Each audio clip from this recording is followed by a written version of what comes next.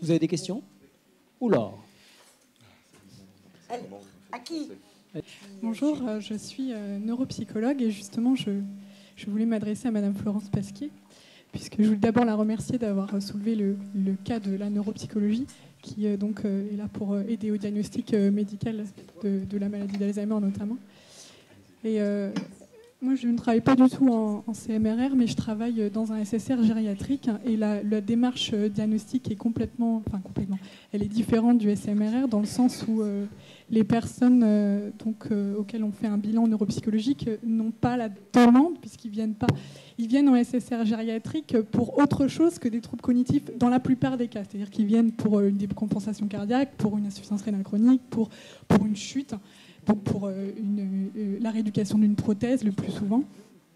Et moi, en fait, j'interviens sur prescription médicale parce que le médecin, parce que l'équipe de rééducation a constaté des troubles cognitifs qui n'ont jamais été diagnostiqués avant, qui n'ont pas ou très peu été repérés lors de l'hospitalisation dans les services de médecine interne.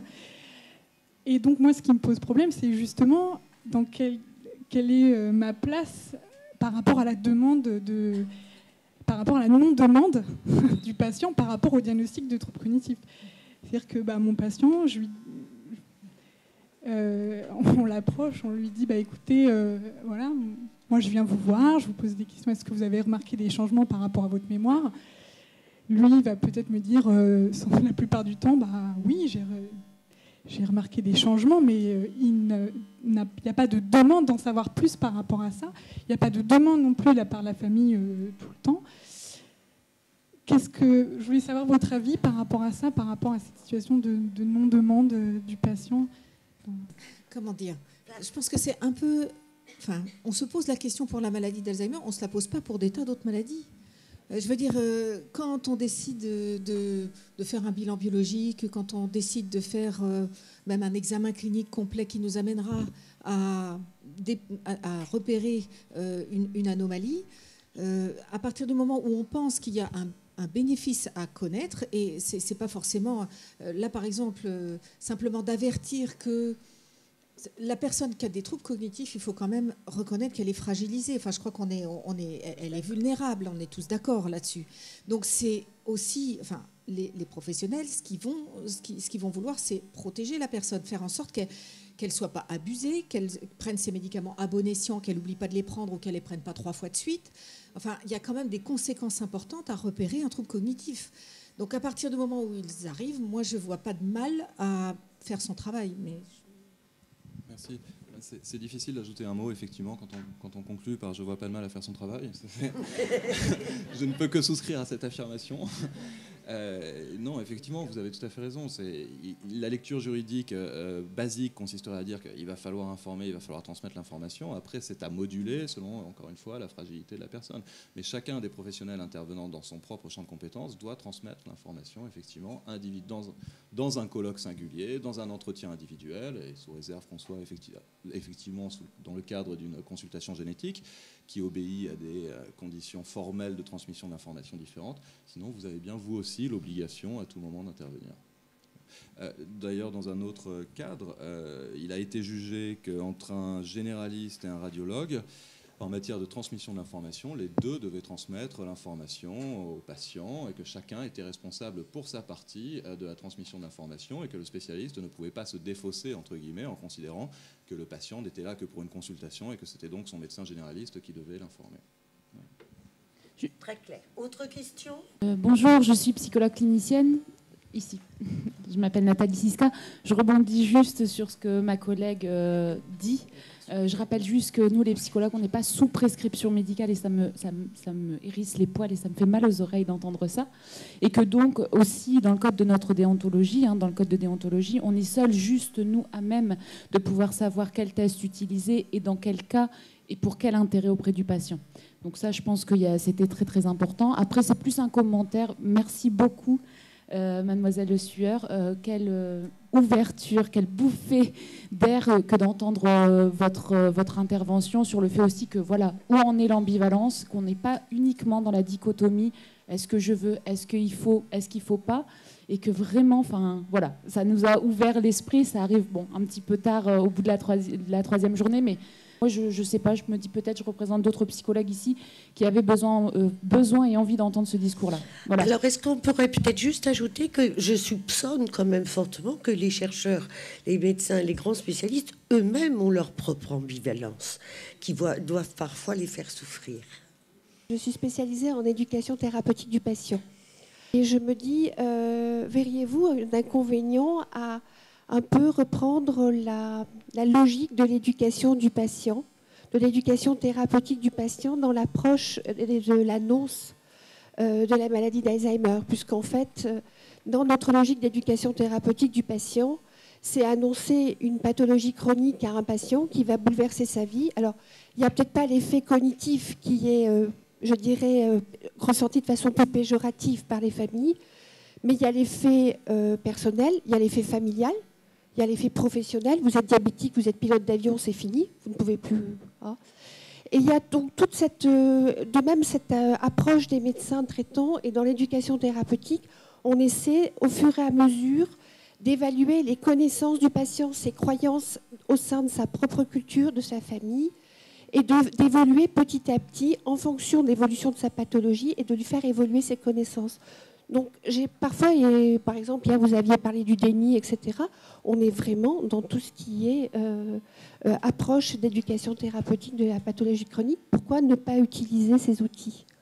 Ça existe déjà, il y a déjà des groupes d'éducation thérapeutique dans la maladie d'Alzheimer, en tout cas dans le réseau Mémoris où je travaille, donc c'est Paris Centre et Paris Sud. On a des patients, mais ce sont des patients qui sont en tout début de maladie, qui sont encore capables de comprendre et évidemment, ça a ses limites. Après, on s'adresse aux aidants et aux proches. Oui, mais là, je crois que ce que vous disiez, vous, c'était plutôt, non pas déjà un patient diagnostiqué qui rentre dans une démarche thérapeutique, mais d'utiliser le mode d'emploi de l'entrée dans la démarche thérapeutique pour rentrer dans la démarche de l'annonce.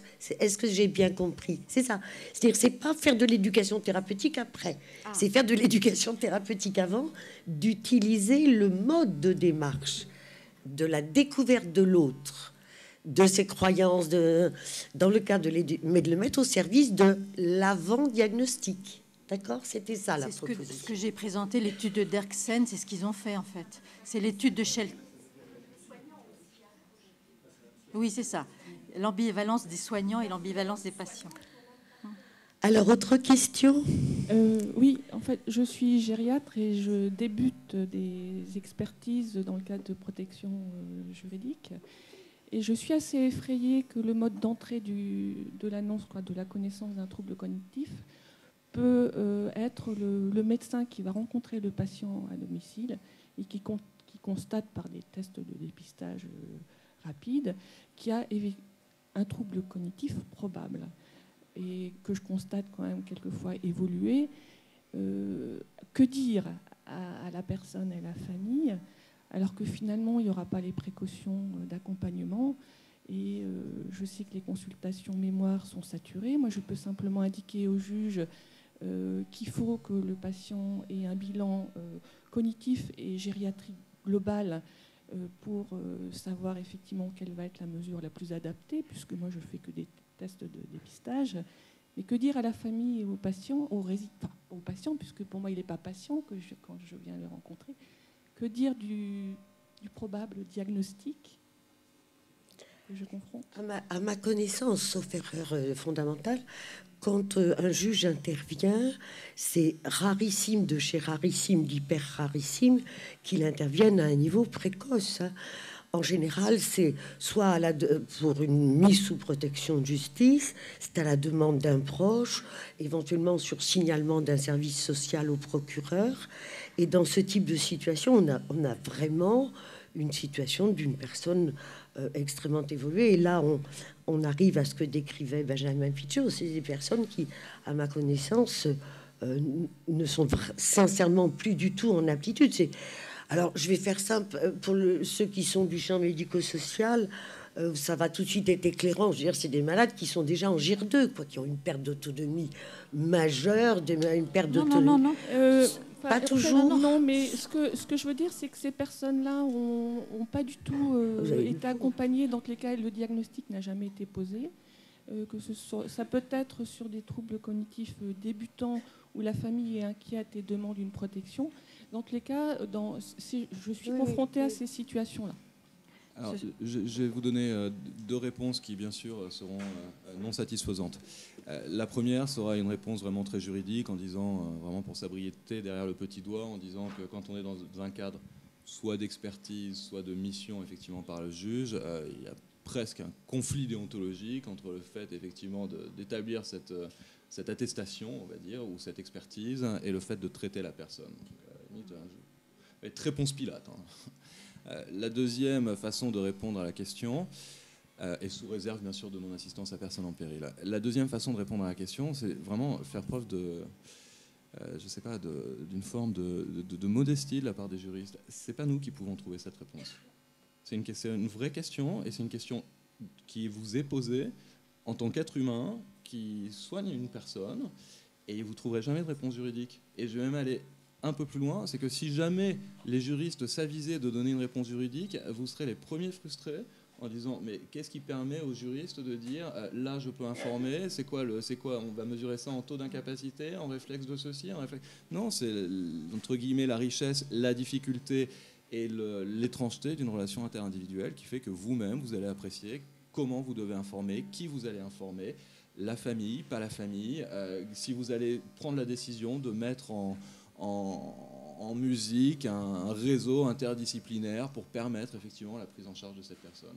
Mais vraiment que l'avenir nous préserve de l'intervention du juriste dans ce domaine. Merci. Toute dernière question.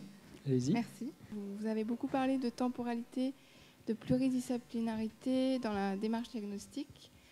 Je voulais savoir justement s'il y avait des exemples dans les CMRR ou ailleurs de démarches qu'on pourrait mettre en place à l'hôpital entre le médecin et éventuellement le psychologue en respectant ce temps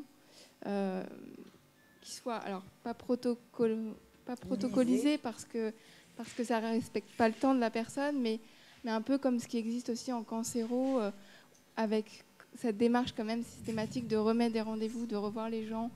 Oui. Voilà, je voulais savoir ce que je vous montrais très très brièvement tout à l'heure. C'est ce qui se passe dans le domaine de la médecine prédictive de manière un petit peu...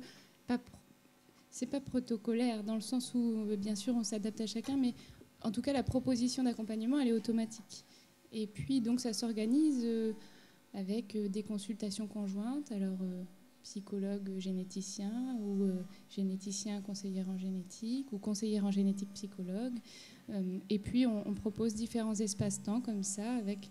Oui, c'est ce qui se passe dans le domaine de la médecine prédictive. Après, une expérience comme celle-ci en centre mémoire, à ma connaissance, je ne sais pas. J'ai peur que ce soit une question de moyens. Parce que le temps, c'est des moyens. Enfin, en centre mémoire, enfin, quand même, c'est pas un cadre institué comme ça, mais bien sûr, on propose, on est 2 psychologues cliniciennes au centre mémoire de Lille et on propose des accompagnements psychologiques, bien sûr.